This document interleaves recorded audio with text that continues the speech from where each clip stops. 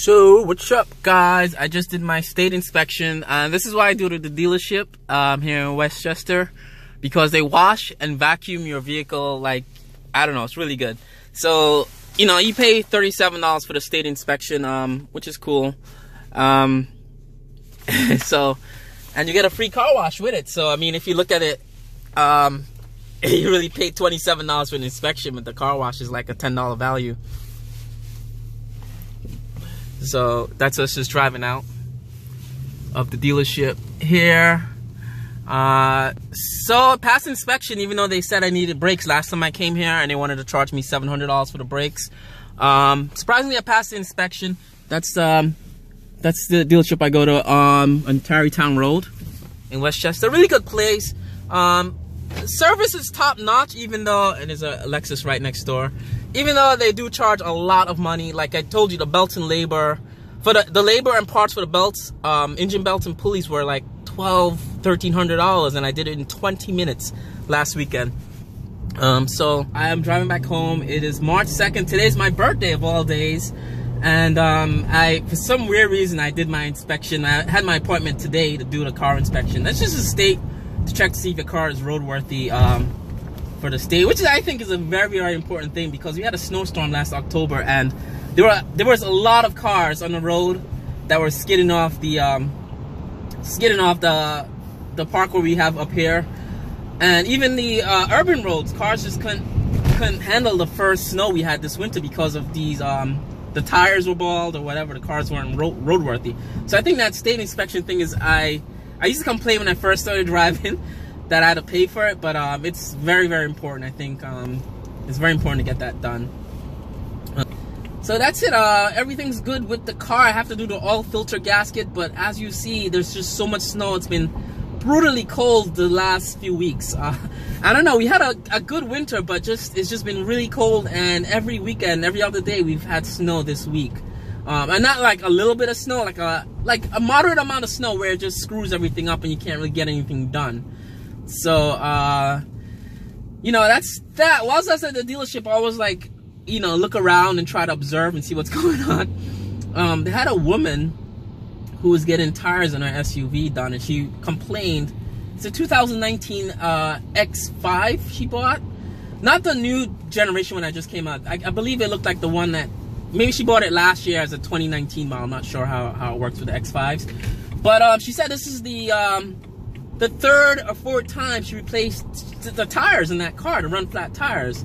So that was kind of strange. You know, I think I do want an X5 for my next car, but hold on, I'm kind of lost here now. I gotta turn here, but all right, yeah, it's still here. I thought they closed the exit because of snow. Yeah, there's a lot of snow around us here, and my windows are fogging up. And I got a car wash, so I don't want to get my car wash messed up. But anyway, she said 3 times now. This is actually, I'm sorry, she had to replace it 3 times already. This is the 4th time she's been in there for the run flat tires. And I didn't talk to her, but from what she was saying, it was just that one tire that kept getting giving issues. So good thing for her, she did turn this down. She did whatever she did. Maybe she signed up for a warranty in the tires, so that's good for her. But you can see the frustration on her face that, you know, she had to take the morning off. And I was there. I got there around 9:30. It is almost 11:30 now, and she's still in there. So I'm not sure. That's half your day on a Saturday, because the stupid run flat tires it just doesn't work well with the SUVs. But it's just strange. But anyway, I also wanted to make this video I was watching, I subscribed to Scotty Kilmer, his channel, and I've been finding his videos. I think I've been a subscriber of his for a while now, but I've only recently started looking at his videos, because for some weird reason, he gets a lot of questions about BMWs, Mercedes, and luxury cars. Not new ones, but older ones. Like, people really want to buy old BMWs, and he gets a lot of questions from people, out of prospective buyers or people that own the car, and just have questions about different things.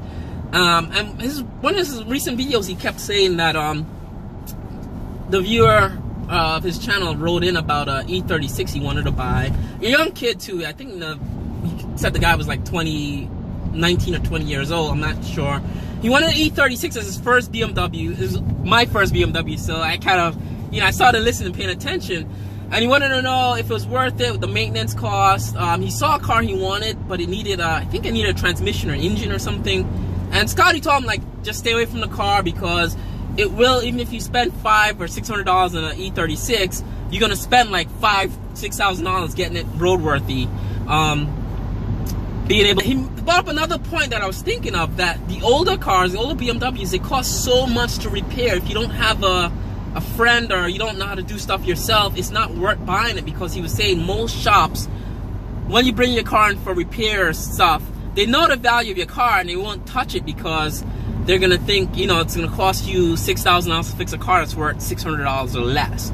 And he was saying most mechanics don't deal with that, or they don't. My neighborhood, older guys in Westchester here in Hastings and Hudson's and Dobbs Ferry, and they have old BMWs from the 90s, like old E34s, old wagons, old 7 Series as well.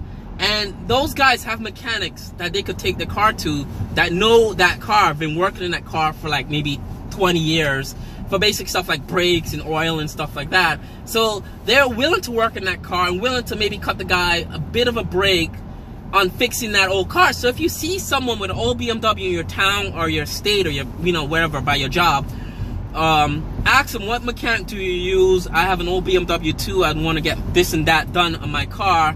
And chances are his mechanic, that guy that has that old BMW, had it for a long time, his mechanic could probably give you the best deal on repairs, and he'll know where to get parts from.